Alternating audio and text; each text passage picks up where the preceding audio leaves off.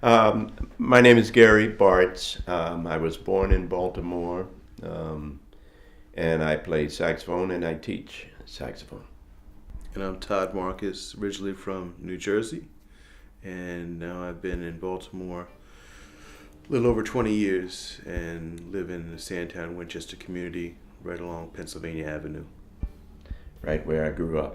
You know, there were always bands up and down the avenue, Pennsylvania Avenue. And I lived around the corner from the club Tijuana. And I would go around there in the summertime and stand around, during the first couple sets. I met Johnny Hodges. I met Eddie Lockjaw Davis. I met a lot. I think I met Lou Donaldson, because they would come out and get some fresh air. And Charlie Parker was there. Oh, I was there every night, and I couldn't get in. I was too young. But growing up, it was a segregated city, so it wasn't as friendly, as some places could be. So we had our problems, especially in those days. We only had two black high schools, and so-called black high schools on the west side and one on the east side. So everybody knew each other. It was more of a community. Because if you think you're white, things go along with that. Mm-hmm. If you think you're black, things go along with that. If you think you're human, life happens. Mm-hmm. So growing up was fun and not fun. Well, my journey into the music was kind of later than most. I grew up playing the clarinet and band in elementary school and high school. And I was doing pretty well with the band music, the classical music, because for clarinet, that's the body of what you get. And I went and got an album, and on it was this compilation album, and then one of the tunes they had was a live recording of him playing "My Shining Hour," which is this standard tune. And so on it, they play the melody, and then it goes into this saxophone solo, and by this point, I'm getting into Coltrane. I'm big into Coltrane at this point, and Bird. And so, I'm listening to all this, and I hear the solo, and it just...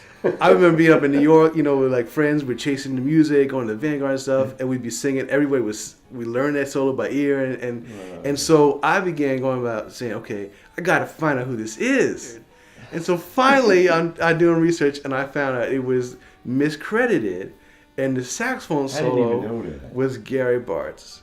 And so from there, that's like with this music, that's how it is. You listen to someone's record and you hear someone out there that just blows you away. And next thing you know, you're exploring. You listen to Miles Davis, now you're exploring John Coltrane. Now you listen to John Coltrane and you're exploring Elvin Jones and McCoy Tyner. Mm-hmm. And so for me, that's how I came into a delayed finding of who was the man playing this amazing solo. And it was Gary Bartz.